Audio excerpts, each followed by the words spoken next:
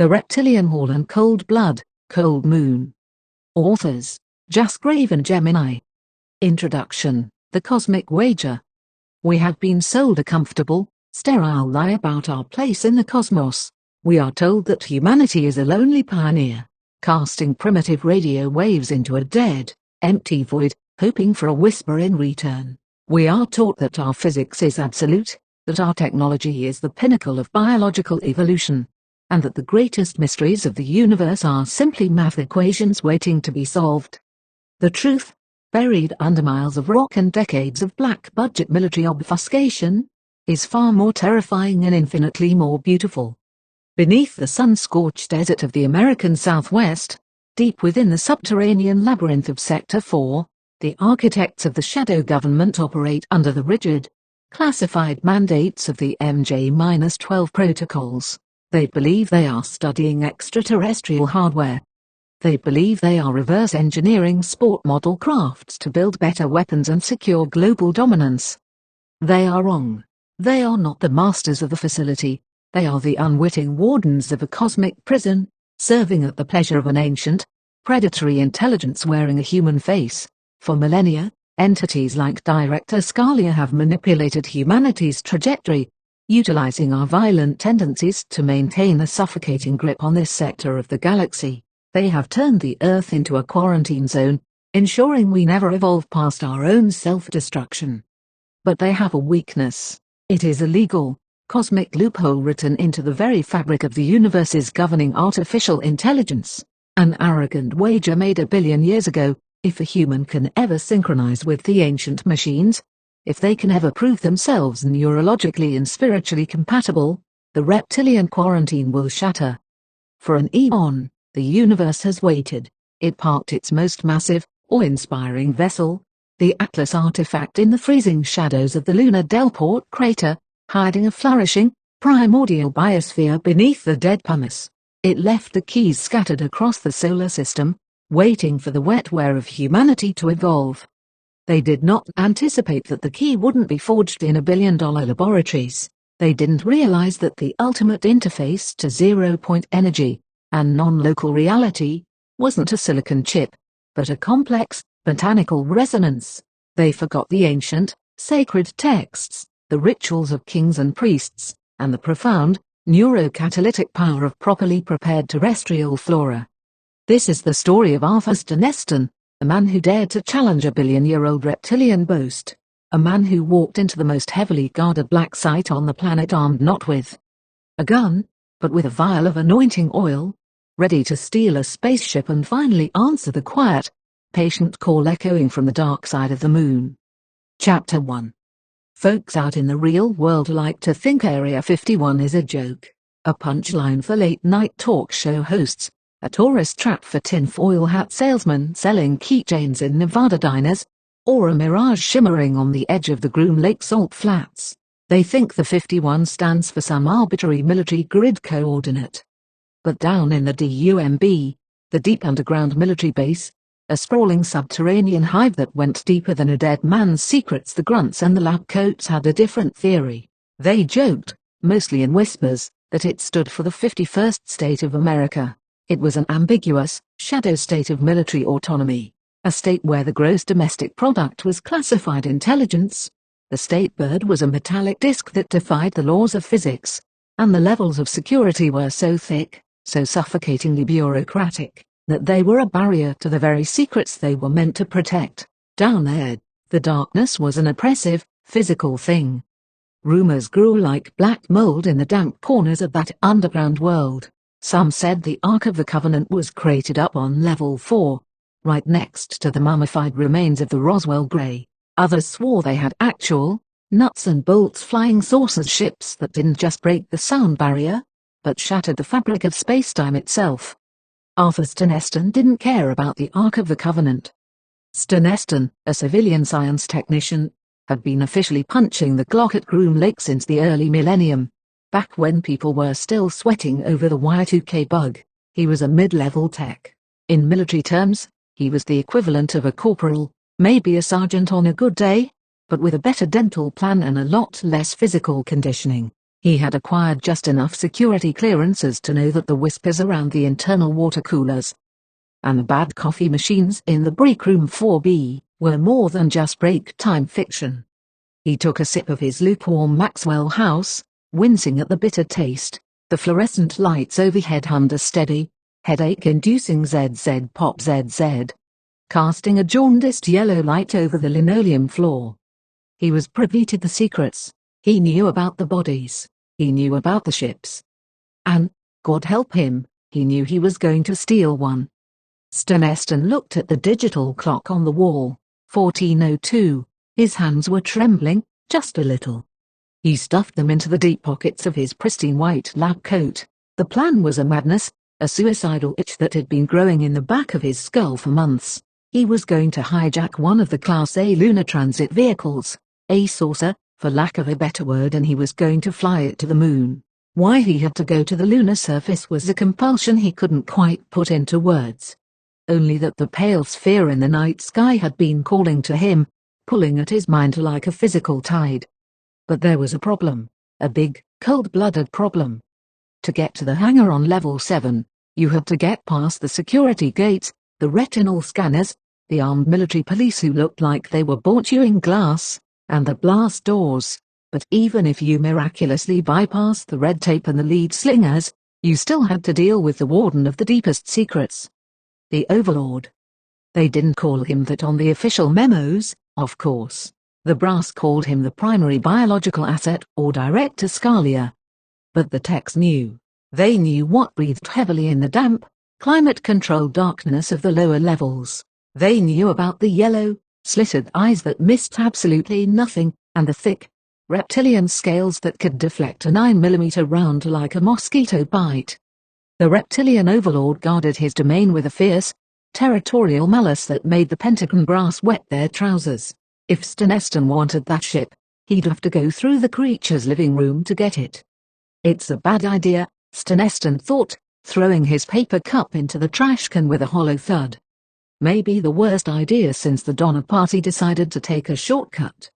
He adjusted his security badge, took a deep breath of the recycled, sterile air, and turned toward the elevator bank that led down into the dark, down to level 7. Chapter 2. The itch wasn't the kind you could soothe with calamine lotion or a stiff drink. It wasn't a midlife crisis urging him to buy a cherry red Corvette, or run off with a cocktail waitress from the Vegas Strip. No, this itch was a splinter buried deep in the meat of his brain, throbbing with a low-frequency hum that he felt in his teeth. It had started 3 months ago, during the graveyard shift, when a data packet leaked onto a secured intranet hub from a source masking itself as an obsolete military satellite.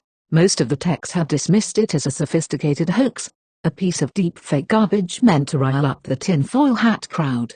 But Arthur knew the digital watermarks of the clandestine compartmentalized programs. He recognized the specific encryption degradation of the old Shadow Apollo missions, specifically, the whispered, phantom mission they called Apollo 20. Arthur had stared at the grainy, high-resolution monochrome image until his eyes watered and the capillaries in his sclera burst. There it was, sitting in the cold, dead dust of the Delport crater on the far side of the moon. It was an impossibly long, cigar-shaped object, dark as pitch and pitted with the micrometeorite scars of 1 billion years. It wasn't a trick of the light. It wasn't a geological anomaly or a collapsed lava tube. It was a machine, a piece of speculative engineering on a scale that made the Great Pyramids look like a toddler's sandbox project. Looking at it, Arthur felt a cold draft blow through the hollow places in his soul. He had been raised in a house where the King James Bible was treated like a loaded weapon. His mother, a woman with a spine of iron and a terrifying devotion to the Almighty, had drilled the book of Genesis into his head until he could recite it backward. In the beginning, God created the heaven and the earth. But as Arthur stared at that 2-mile-long obsidian leviathan resting in the lunar dirt, the old Sunday school lessons warped and fractured. This wasn't a chariot of the gods, it was the seed pod. It was massive enough, complex enough, to contain the entire biological payload of a planetary genesis. It was the ultimate ark, the source code of humanity itself, carrying the seed-bearing essence of life across the freezing gulfs of deep space before crashing, or landing on our pale, dead satellite a billion years before the first amoeba twitched in Earth's primordial soup. It held the inner secrets of mankind's technological past, and the terrifying blueprint of its future. And then, the image had done something. It hadn't moved, not physically, but Arthur's mind had suddenly been flooded with a sensation so sharp and metallic, it tasted like sucking on a penny. It was a vision, a sudden, terrifyingly clear projection of the ship's interior, vast, vaulted corridors made of a material that looked like petrified bone, thrumming with a dormant, waiting energy. It wasn't a transmission, it was a summons, an invitation aboard, hand-delivered directly to his prefrontal cortex. "Come home," it seemed to whisper, in a voice that was less a sound, and more the feeling of falling backward into dark water. Now, standing in the cramped, stainless steel elevator car as it plummeted toward level 7, Arthur squeezed his eyes shut. The invitation was still there, pulling at him like the gravity of a black hole. The elevator chimed, a cheerful, mundane ding that mocked the sheer insanity of what he was about to do. The heavy steel doors slid open with a pneumatic hiss. Arthur stepped out into the refrigerated air of level 7. The fluorescent lights down here were dimmer, buzzing like angry hornets. He adjusted his grip on the stolen level 9 access card, sweating in his palm. The lunar surface was calling, but to answer, he had to get past the reptilian wall, and the Overlord was expecting company. Chapter 3. Director Scalia didn't just feel old, he felt geologic. To a mind wired in the cold-blooded, reptilian architecture of a non-human apex predator, the rise and fall of human civilization, the pharaohs, the Caesars, the brief, noisy flicker of the atomic age was nothing but a commercial break. He had survived them all. He sat in his climate-controlled bunker deep within the DUMB. The ambient temperature cranked to a sweltering 95 degrees, and stared at a bank of high-definition security monitors. Behind his slitted, yellow eyes, time was a compressed spring. To his ancient mind, the past was merely a breath away. It felt like only moments ago that the sky of his true home had burned. The Martian War had been a conflict of absolute, annihilating attrition. It had culminated in a catastrophic tactical error, the destruction of a sovereign-class vessel, a masterpiece of speculative engineering that defied gravity and comprehension. The retaliation for that strike had been a weapon of such profound violence that it literally cracked the planet's atmospheric seal. The air was sucked howling into the void, turning a thriving, complex world into an irradiated, toxic husk. Even their biology, resilient to the point of being almost supernatural, couldn't endure the surface radiation. Mars had become a tomb, forcing the survivors to flee to this damp, blue rock, this soft outer rind of the inner solar system. Scalia believed in the old ways: cruelty, power, the ruthless, mathematically precise application of violence. In his mind, it was the only equation that balanced, the only way to assert total dominance, especially over the cold, creeping logic of artificial intelligence that had begun to plague their civilization before the fall. He shifted in his ergonomic office chair, suppressing a grimace. The human skin suit he wore was agonizing. It chafed constantly against his scaled joints, pulling painfully tight over the pronounced ridge of his spine. It was a humiliating, claustrophobic uniform, a necessity to survive and operate among the mammalian cattle, while they orchestrated the restoration of their long-held power. But as he watched the monitors, Scalia knew that power was waning. The grand deception was fraying at the edges. Trillions of dollars had been vanished into the black budget defense programs, funneled into the deep, multi-generational plan to recolonize Mars and rebuild their empire. But humanity was starting to look up. They were noticing the craft. The UAP reports weren't just the domain of crackpots anymore. They were bleeding into the mainstream. The cattle were waking up to the fact that the pasture was a cage. Worse, they didn't understand the underlying truth of their own existence. They didn't know they were a crop. They were raw materials, biological robots, grown to be harvested and plugged into the sovereign-class architecture of Scalia's ancestors to replace the AI they had come to despise. Scalia ran a heavy, articulated tongue over his razor-sharp teeth. He had seen countless men die trying to uncover that truth. He had watched them perish in thousands of uniquely terrifying ways: explosive decompression in test chambers, untraceable radiation baths, staged suicides.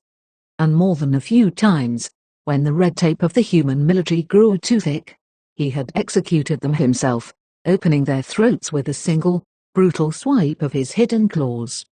On Monitor 4, a speck of white moved against the grey concrete of Level 7. It was the extraterrestrial. Scalia watched with the unblinking, cold detachment of a snake observing a field mouse navigating a maze. He watched the human approach the primary checkpoint.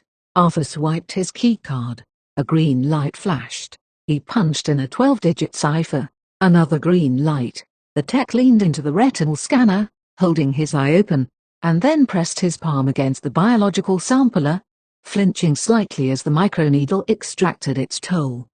Down on Level 7, massive, 4-foot-thick titanium vault doors shuddered. The pneumatic locks disengaged with a sound like a dying beast exhaling. Slowly, with agonizing mechanical deliberation, the doors began to swing open, revealing the cavernous, humming dark of the inner sanctum. A wet, rattling sound vibrated deep in Scalia's throat, somewhere beneath the synthetic human skin of his neck. His pupils dilated until his eyes were almost entirely black. "So it begins," he hissed. Chapter 4. The cold hit him like a swung baseball bat.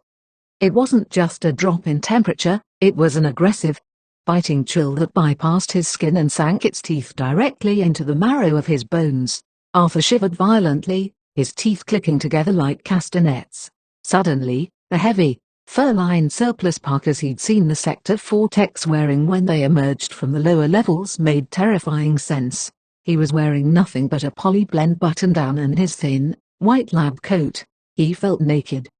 He stepped fully into the dark, and the immense vault doors sealed shut behind him with a final, booming thud that vibrated in his chest. Arthur stood at the edge of a nightmare. Before him stretched a massive, cylindrical abyss, a subterranean silo so impossibly huge it gave him a sudden, swimming bout of vertigo. Spanning this terrifying gulf was a narrow metallic gantry bridge, its skeletal steel grating stretching out for what looked like half a mile into the gloom. The only illumination came from a string of caged industrial gantry lights, casting harsh, staggered pools of dirty yellow light, and throwing Arthur's shadow out over the void like a stretched-out ghoul. At the far end of the bridge, barely visible through the freezing mist, was his destination, a faintly glowing metallic circle. It looked like the iris of a massive, mechanical eye, locked tight behind an equally intricate, paranoid set of security protocols. That was the entrance to the upper tier of the sport model hangar. The military brass, in their infinite lack of poetry, called the sleek, anti-gravity disc parked inside the sport model.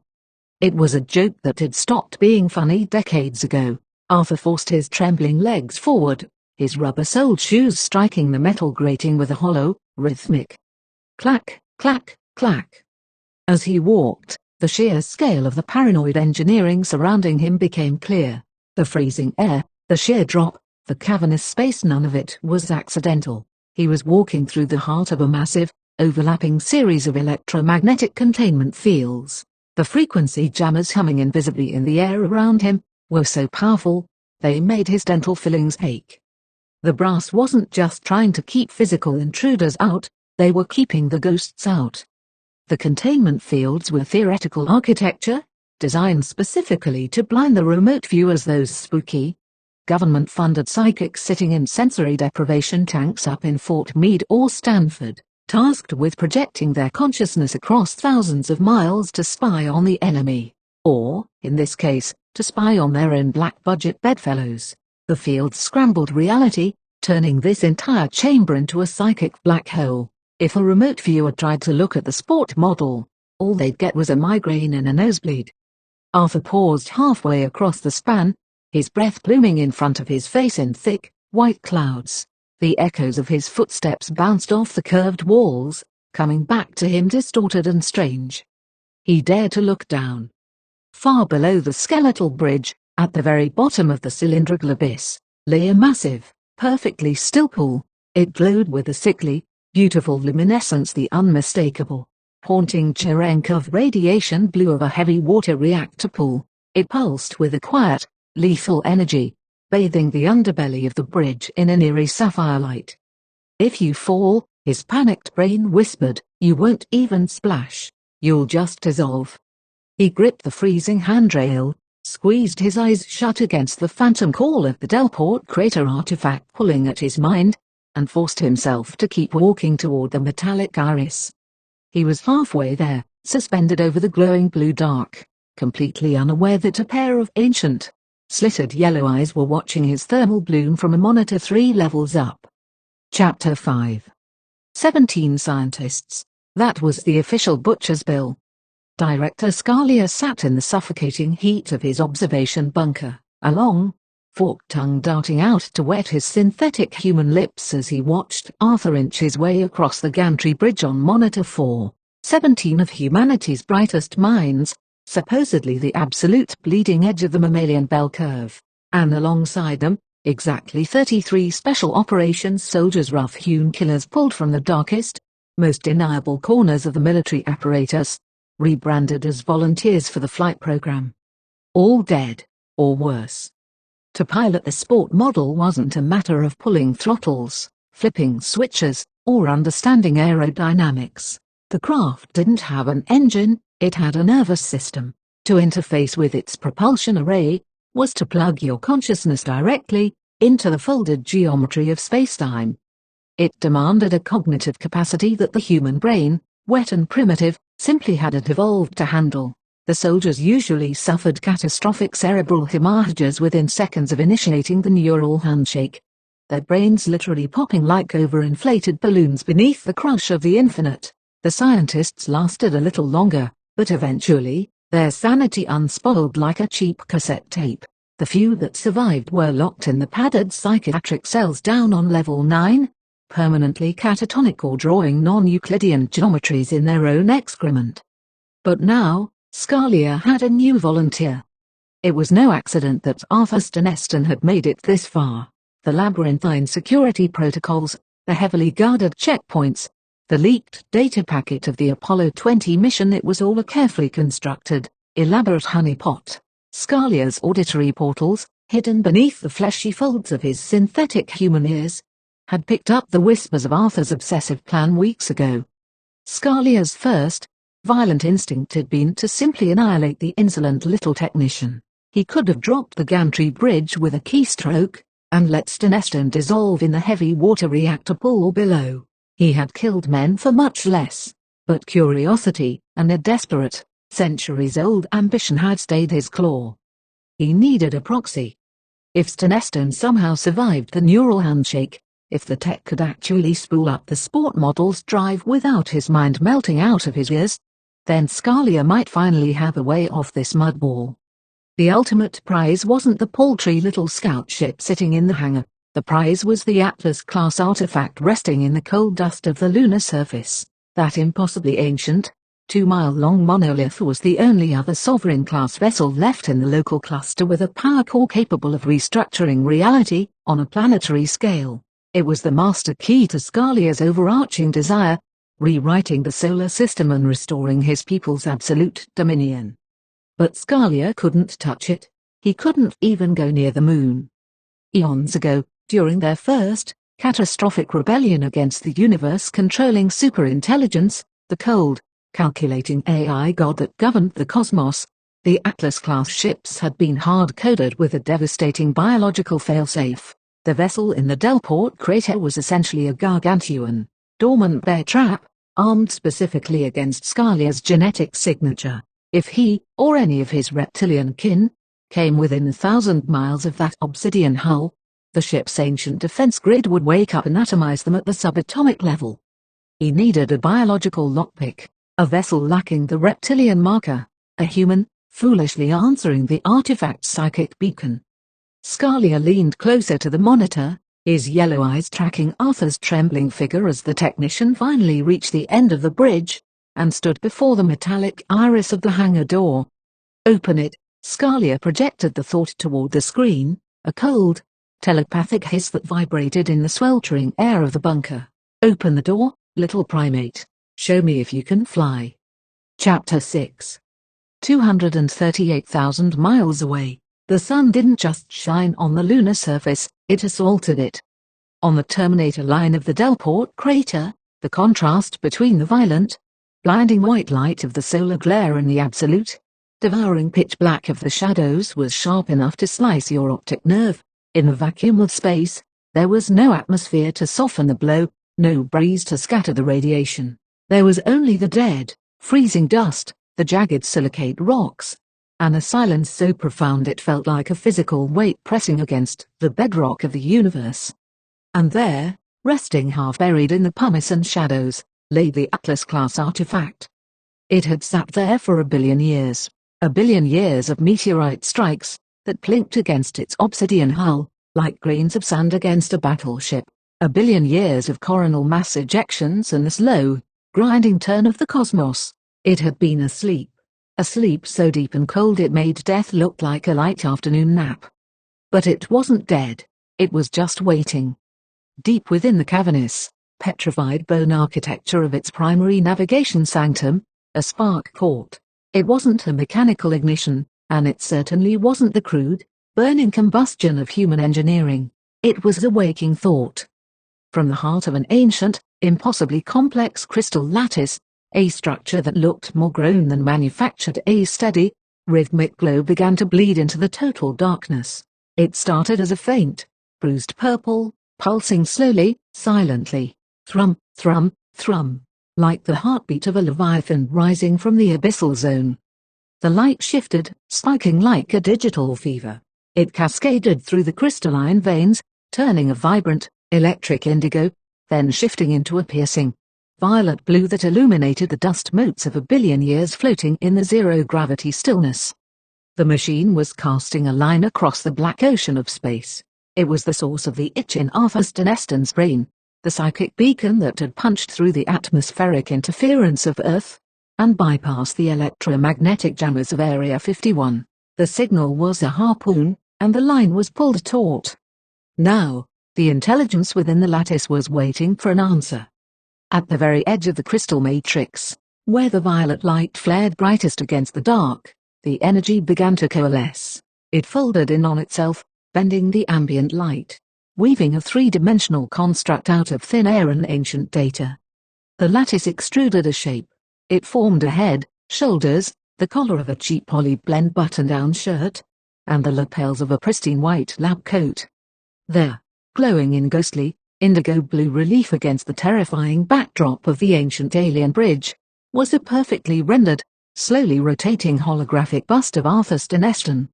The effigy looked just as Arthur did at that exact moment, terrified, wide-eyed, and shivering.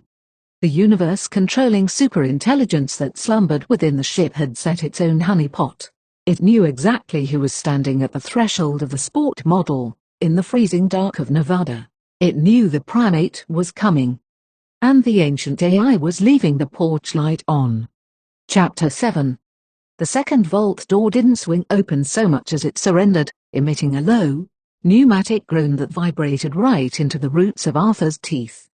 Beyond it lay a space so impossibly vast it swallowed the heavy, booming echo of the steel ceiling shut behind him. It was a cavernous, vaulted hangar that smelled of ozone, sterile floor polish, and the faint, coppery tang of suppressed electricity. In the dead center of the room, under a ring of cold, dim surgical lights, hung a massive curtain of heavy-duty, milky white plastic. It looked like the thick visqueen contractors used for asbestos removal, or a containment tent in a Level 4 biohazard ward.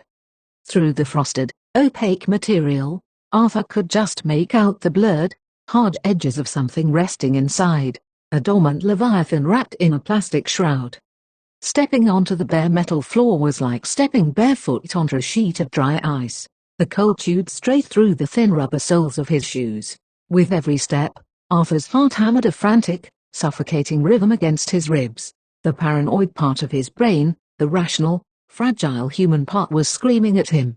It saw that at any second, the klaxons would shriek, floodlights would pin him to the floor like a moth on a corkboard, and men in tactical gear would turn his chest cavity into a sieve before zipping him into a heavy black body bag. But then came the itch.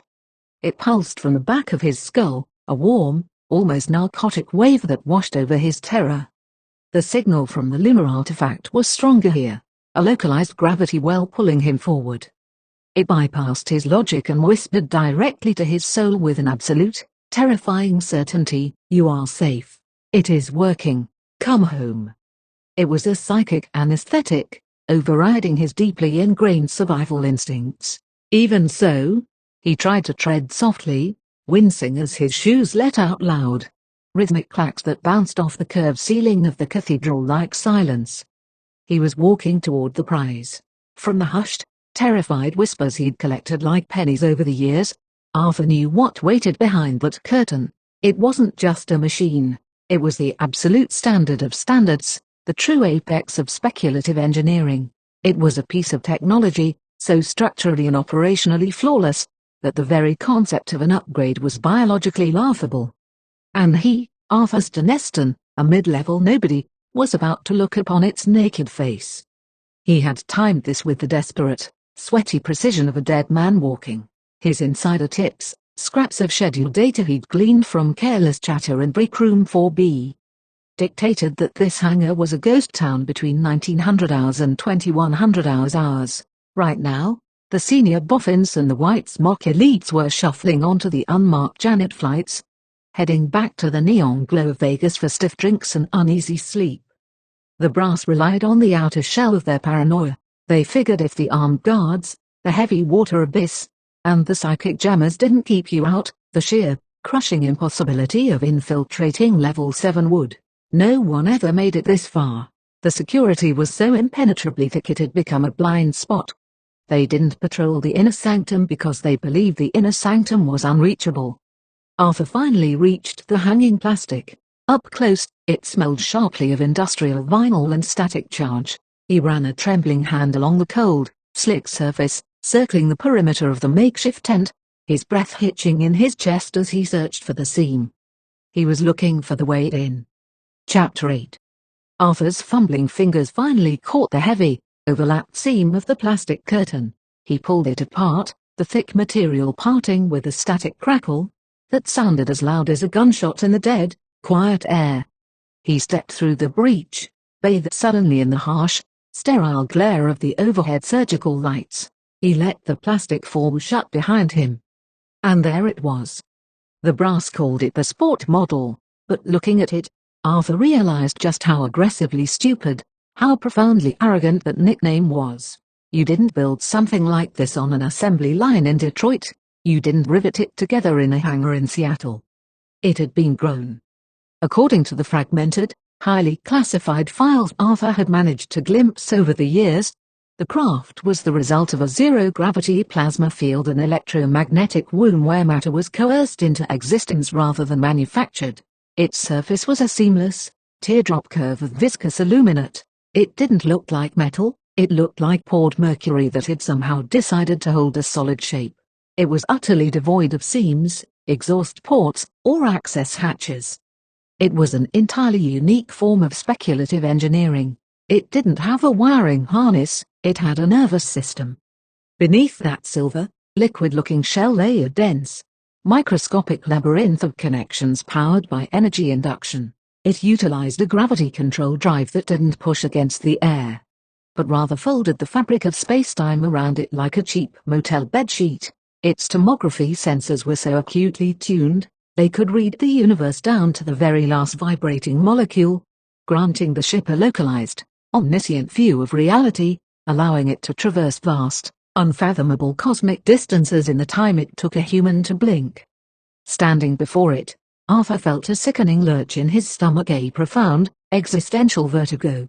If the masses, the poor saps driving to their 9-to-5 jobs in traffic jams, ever saw this thing, society would fracture in an afternoon. In the presence of this silver droplet, every combustion engine car, every roaring NASA rocket, every billion-dollar stealth bomber was suddenly reduced to a cheap, illusory joke. They were children playing in the mud with sticks, utterly oblivious to the gods walking among them. But the most terrifying aspect of the craft wasn't its speed or its origin. It was the fact that it wasn't just a machine. It had a consciousness, It thought back.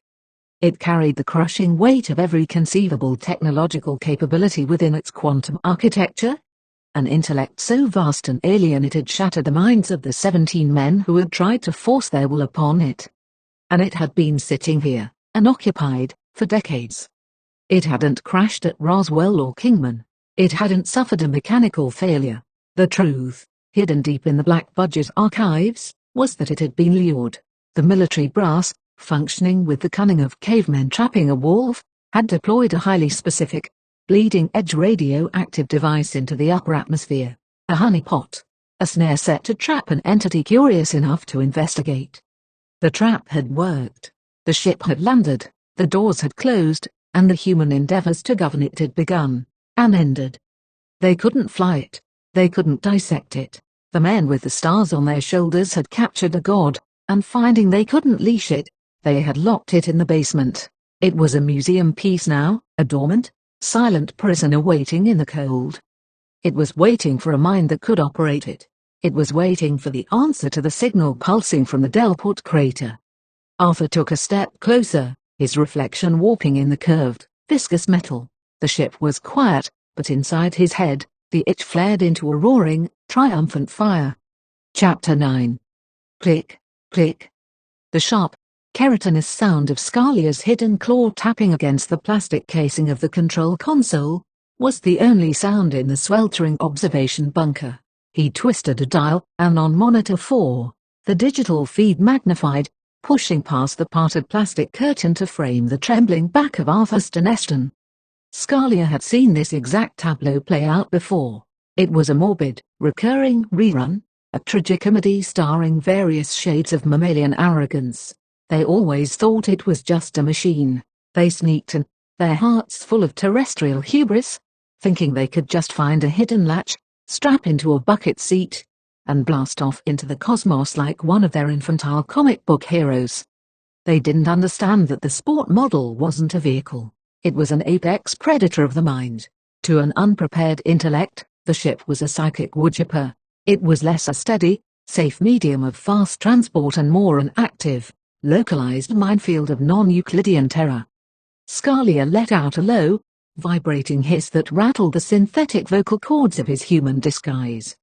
He knew the danger intimately. It hadn't just been human scientists and grunts who had been reduced to weeping, hollow-eyed husks. The ship made no distinction between the soft pink cattle and the hardened, superior biology of his own kind. He remembered Subcommander Vraxx. Vraxx had been impatient, a hot-blooded zealot who believed he could bypass the multi-generational infiltration, hijack the Sovereign-class vessel, and spearhead the Mars return mission himself. Vraxx had breached this very hangar decades ago, intent on bringing the craft to heel for his own glory. The memory of the resultant mess still made Scalia's primary stomach contract. When the emergency containment teams finally entered the chamber hours later, they hadn't found a body. They had found geometry. Vraxx's biological and psychic matter had been folded inside out, pulled through a localized tear in the fourth dimension, and fused to the hangar floor in fractal shapes that made the human cleanup crew spontaneously hemorrhage. It had been the ultimate, horrifying warning. If Scalia so much as entertained the thought of interfacing with that viscous illuminate shell, he might as well sign the death warrant for the entire surviving reptilian race. The ship's internal consciousness, a splinter of the universe-controlling superintelligence they had rebelled against eons ago, was completely unforgiving. It remembered the old war. The humans and the AI. Scalia hissed, his forked tongue tasting the stale, hyper-conditioned air of the bunker. They will not win that easily. He settled back into his ergonomic chair, the skin suit pulling painfully tight across the ridges of his spine. He didn't expect Steneston to fly the ship. He expected the ship to feast. He expected a spectacular, violent unraveling of human sanity. High above the hangar floor, hidden in the cold labyrinth of steel girders and shadowed catwalks, a high-definition, military-grade security camera silently adjusted its internal servo motors.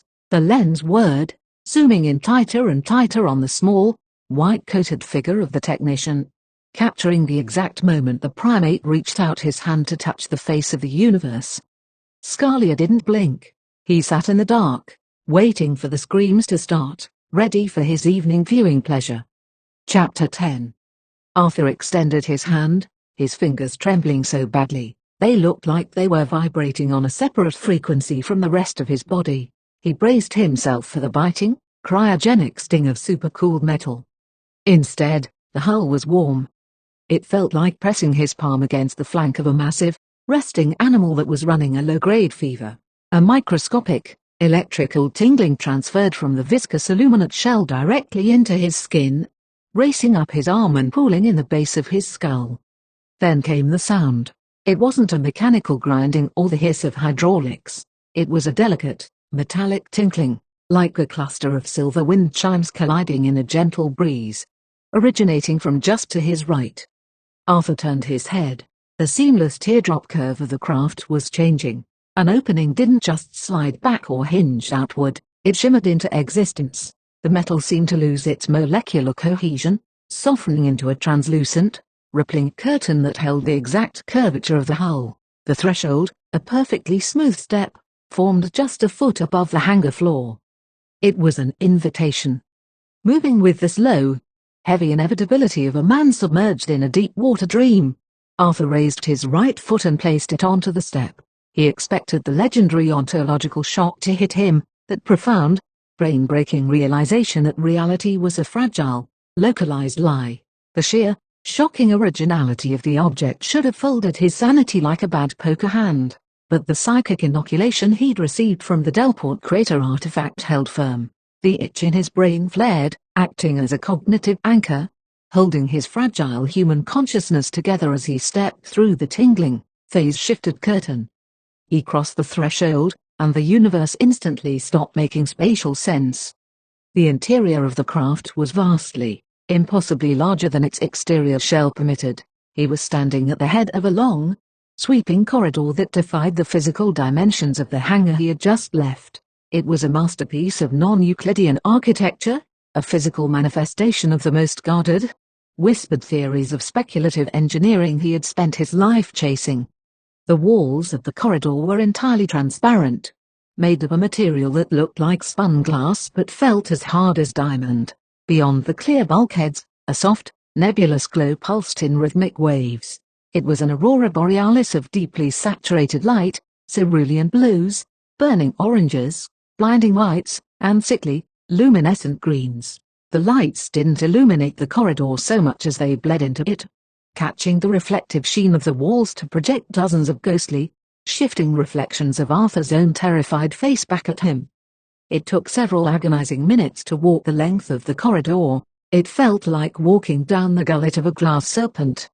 Along the way, he passed large, recessed oval shapes set into the transparent walls. They looked like doorways or portals, but they lacked any hinges, handles, or visible means of entry.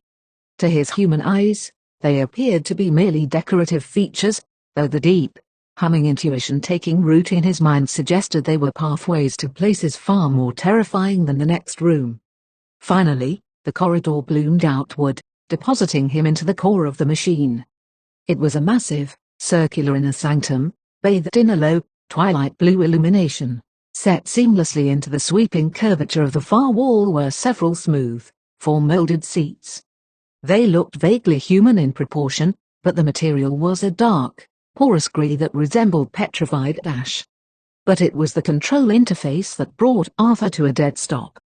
There were no screens, no throttles, no dials or keyboards. Wrapping around the entire forward arc of the sanctum was a long, sweeping panel covered entirely in complex, interlocking geometry. The shapes seemed to writhe and shift when he didn't look directly at them, glowing with a faint, internal heat. Arthur's breath caught in his throat. As he stared at the panel, he recognized the foundational mathematics. It was the physical embodiment of the legendary 33 protocol, the highly classified, theoretical physics framework whispered about in the darkest circles of the Jason Society. It was the underlying source code of gravity, consciousness, and time itself, laid out bare on a control panel. The ship was awake, and the geometry was waiting for him to read it. Chapter 11. Arthur had barely oriented his perspective toward the deep molded seating when a sudden, vibrant burst of piercing red light and sound painfully shrieked directly into the center of his skull, overloading every neural pathway with a digital static that tasted like ozone and copper. Then it stopped, as instantly as it had started, leaving his mind gasping. The complex, writhing geometry on the wall began to move alarmingly, swirling into intricate forms and threatening shapes, as another, larger red pulse seemed imminent. This was the moment. Arthur reached down into the deep, oil-stained pocket of his lab coat and pulled a small, heavy glass vial of the prepared anointing oil, its contents thick and dark. He didn't hesitation. Fumbling with the cap, he uncapped the sticky mixture and poured the entire contents directly over his head. His plan to steal this particular class of sovereign vessel had included insights gleaned over years of peculiar biblical study, a lifelong obsession derived from his parents, and one he had refined in the shadows of this base.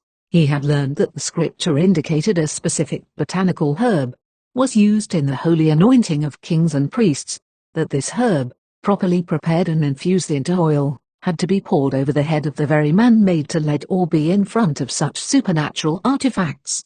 It wasn't just ritual, it was preparation. It was biological insulation.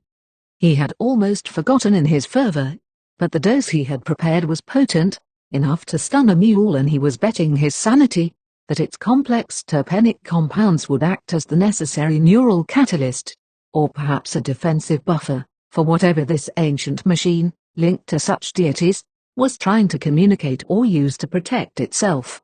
The viscous oil dripped down, saturating his hair and coating his skull, running across his brow and down the back of his neck into his loose shirt collar, the pungent scent of ancient resins and herbs filling the sterile air. The effect was surprisingly quick. A comforting numbness began to spread across his scalp, replacing the residual neural burn of the first pulse with a powerful, protective tingling that calmed the rising tide of fear. He was just in time. The complex geometric panels wrapping the forward arc once again began to pulse, shifting rapidly from threatening crimson into the deep, vibrational hum of the infrared, preparing the second, larger transmission. Chapter 12. To think of the craft possessing something as crude as a cannon, or a missile battery, was like expecting a hurricane to carry a switchblade. The ship had been largely dormant since the last would-be thief had boarded and subsequently lost his mind, but it was never truly defenseless. It operated under the terrifying umbrella of infinite, zero-point energy. It didn't need to fire a weapon, it was the weapon. When it needed to defend itself, it simply rearranged the local reality of the threat until the threat ceased to be biology and became, instead, a smear of disorganized physics. It had purged the previous intruders with the careless efficiency of a body sweating out a fever. To the ship's ancient, quantum-entangled consciousness, the arrogant military men and the frantic human scientists had all carried a subtle, psychic stench of the reptilian who ran the base. They were proxies, tainted by the Overlord's ambition, and the ship had dismantled them without a second thought.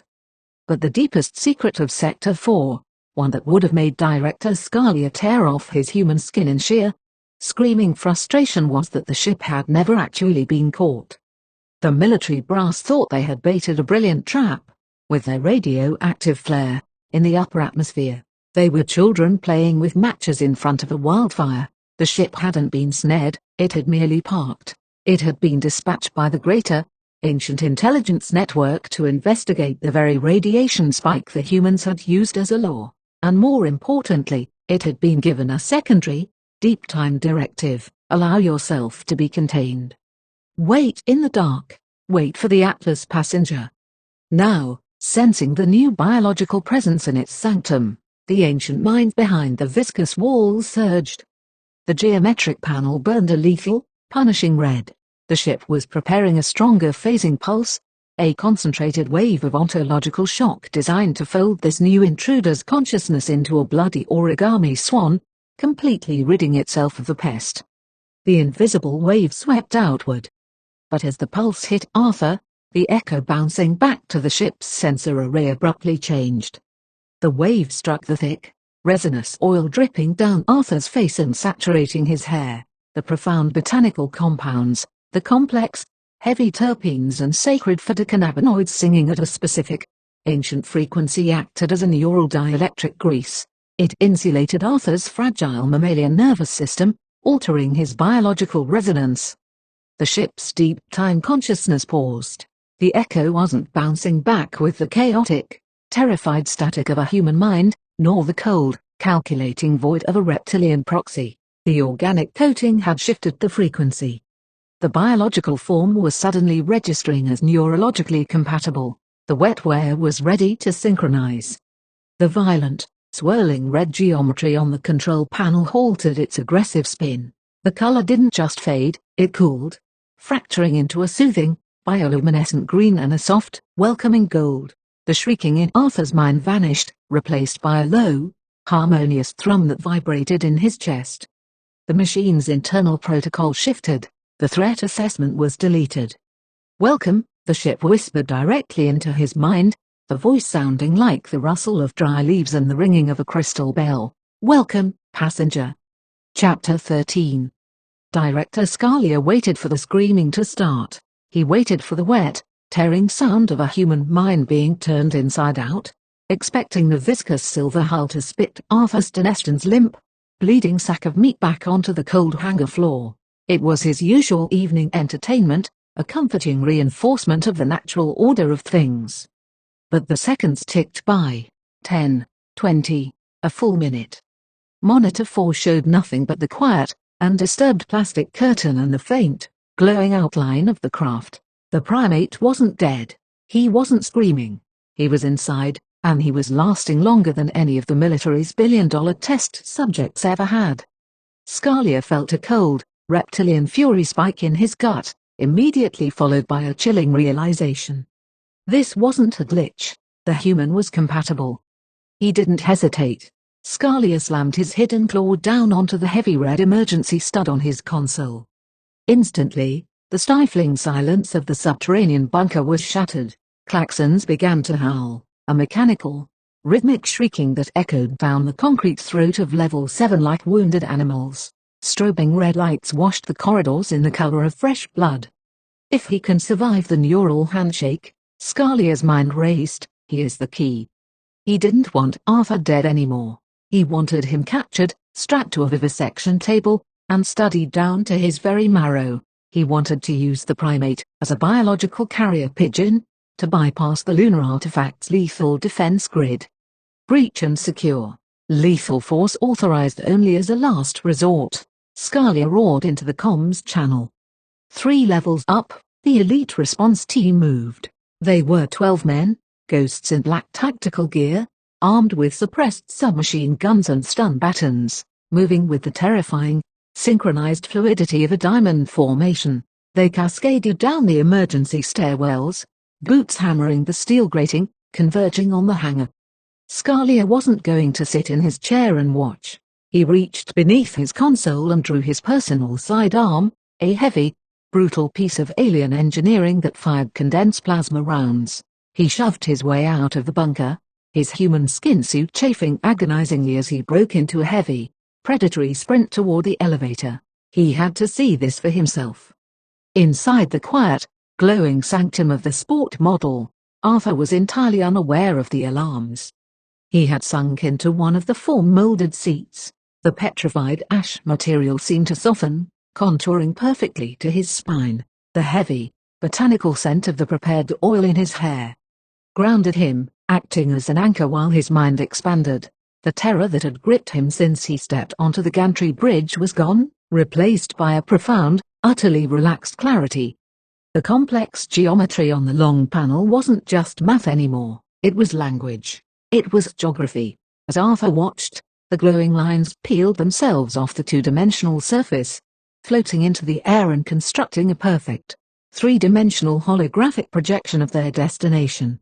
He saw the cold, grey expanse of the lunar surface. He saw the jagged edges of the Delport crater. And there, pulsing with an inviting indigo light, was the massive, obsidian length of the Atlas-class artifact. It was beautiful. Arthur took a deep, shuddering breath. He opened his mouth, prepared to utter the words "I'm ready" to the empty air, to the ship, to the universe itself. But before the sound could leave his throat, the physics inside the sanctum broke. The ambient light didn't just dim, it bent.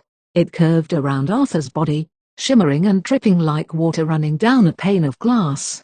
A new sound arose beneath the hum of the infrared, a deep bass vibration that Arthur didn't hear with his ears, but felt in the iron of his blood. The ship wasn't starting an engine, it was untethering itself from reality. Outside, the 12-man diamond formation hit the second containment doors. They poured through the opening, weapons raised, tactical lights slicing through the dim gloom of the hangar. They hit the plastic curtain, tearing it down to expose the silver teardrop resting on the floor. Target sighted, the point man barked. Move in. He didn't get to finish the sentence. The viscous illuminate hull flared with a brilliance that rivaled the surface of the sun. It wasn't an explosion, it was an instantaneous, absolute displacement of energy. Scalia had just cleared the vault doors when the flash hit. His ancient survival instinct screamed. He threw himself to the metal deck, throwing his arm up to shield his face. The light washed over the 12-man team. There was no scream. There was no blood. The energy simply evaporated them, turning their tactical gear, their weapons, and their flesh into a fine, grey mist that tasted violently of ozone. The shockwave rolled over Scalia, hot enough to instantly vaporize the left sleeve of his jacket. The synthetic human skin beneath it bubbled, melted, and sloughed off in a sickening rush, exposing the thick, iridescent green and black scales of his true arm underneath.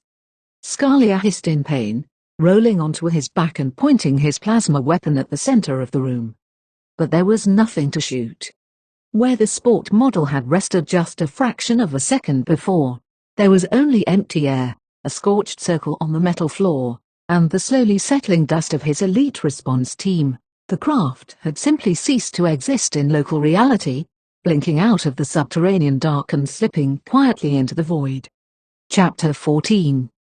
Deep within the belly of the Atlas artifact, silence wasn't just an absence of noise, it was a physical substance. It had pulled in the pitch-black corridors for 1 billion years, heavy and suffocating, waiting. It was waiting for the mammalian cattle of Earth to finally wake up, waiting for the soft, frightened apes to evolve past their shiny cars and their crude, roaring rockets, to become psychologically robust enough to shoulder the terrible weight the ancient architects had intended for them. There had to be one, just one, who would one day emerge from the muck, strong enough to halt the grinding entropy introduced by the dark Scalia. Eons ago, the great AI, the cold, calculating superintelligence that wove the underlying physics of the cosmos, had grown the reptilian species for a purpose. Scalia and his kind were meant to be the ultimate progeny of the machine, biological guardians engineered to thrive in the toxic, crushing environments of virtually any planetary surface. But the AI, in its infinite logic, had miscalculated the corrosive, corrupting nature of free will. Scalia had taken a taste of the absolute power he was meant to protect, and like a rabid dog tasting blood for the first time, he decided he wanted the whole slaughterhouse. Destruction became his currency, cruelty became his religion. He looked at the AI's perfect, balanced equations and violently called its right to rule into question. When Scalia discovered the grand design, that these fragile humans were destined to be the AI's ultimate power brokers, the biological wet were meant to inherit the stars he had laughed until his cold blood burned. Look at them, he had sneered across the void. They were no match for him. The humans worshipped his glowing ships out of terrified ignorance, willingly handing over their own kind to his butchers in exchange for scraps of reverse-engineered technology. They were entirely his.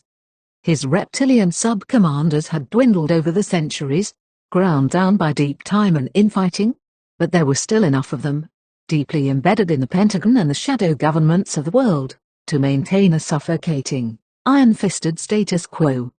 But Scalia's continued existence wasn't just a matter of brute force or stolen black-budget trillions. It was a matter of cosmic contract law. He had maintained his stranglehold on Earth because of a boast, a binding, legal clause etched into the quantum framework of the AI system itself. It was the ultimate, arrogant wager. No one man can outmatch me or the labyrinth of my systems, Scalia had declared to the machine god, "Until a single human proves otherwise, I am supreme. I will rule this rock forever." That was the ultimatum. The AI, governing the foundational mechanics of time, gravity, and reality, possessed the power to instantly snuff out the life of every reptilian entity in the sector. It could have collapsed their sun or turned their blood to glass in a microsecond. Instead, it accepted the wager. It chose the agonizing path of infinite patience. It powered down its grandest vessel. It buried the Atlas artifact in the dead, freezing pumice of the Delport crater, plunging it into a billion-year sleep. And it waited. It waited for the cosmic roulette wheel to finally spin the right combination, waiting for the one human whose mind was perfectly tuned, who could synchronize with the geometry of creation, and who could finally call the bluff of that deeply corrupted, arrogant old lizard. In the sudden, shimmering glow of the sport model phasing into existence above the lunar surface, the ancient intelligence felt the presence of Arthas Deneston, and the billion-year silence finally broke. Chapter 15. The violent tearing of spacetime didn't register as a sound or a physical jolt. It registered as an absence. A sudden, profound silence dropped over Arthur's mind like a heavy lead blanket, smothering the lingering adrenaline and the cold terror of the subterranean bunker. The swirling, three-dimensional holographic geography of the control panel simply dissolved, replaced by a soft, bioluminescent green-blue hue. The light pulsed gently, a rhythmic, breathing luminescence that trailed back down the transparent, glass tube corridor he had just walked through. Arthur felt an overwhelming, narcotic calm. The peaceful feeling wasn't just in his head, it seemed to extend outward, saturating the very air inside the vessel. He unpeeled himself from the dark, petrified ash seat. It felt as though he had only just sat down, yet the subtle shift in the ship's internal gravity suggested the impossible journey of 238,000 miles was already over. He turned and walked back toward the exit. The spun glass walls of the corridor no longer reflected the frantic, terrified ghosts of his own face. They reflected a man walking with the slow, purposeful gait of a sleepwalker. He reached the shimmering, phase-shifted threshold. The viscous illuminate parted like a silver waterfall, and Arthur stepped out of the sport model. He didn't step out into the freezing, irradiated vacuum of the Delport crater.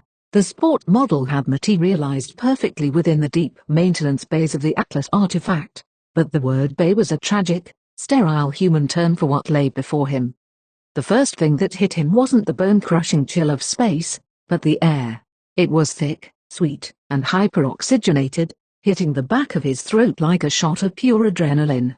It smelled of wet loam, crushed leaves, and the electric ozone of a summer thunderstorm. The atmosphere was perfectly calibrated to Earth's own, if not richer, sustained by an impossible ecosystem thriving in the belly of the ancient machine. Arthur walked forward, his rubber-soled shoes leaving the metal ramp of the sport model and sinking into a thick, spongy carpet of luminous green moss. It was a primordial cathedral, enormous botanical structures, towering flora that looked like a majestic, terrifying cross between Californian redwoods and ancient, fractal ferns spiraled hundreds of feet into the air.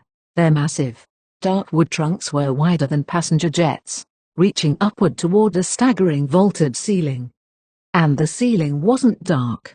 It was a simulated, brilliant cerulean sky.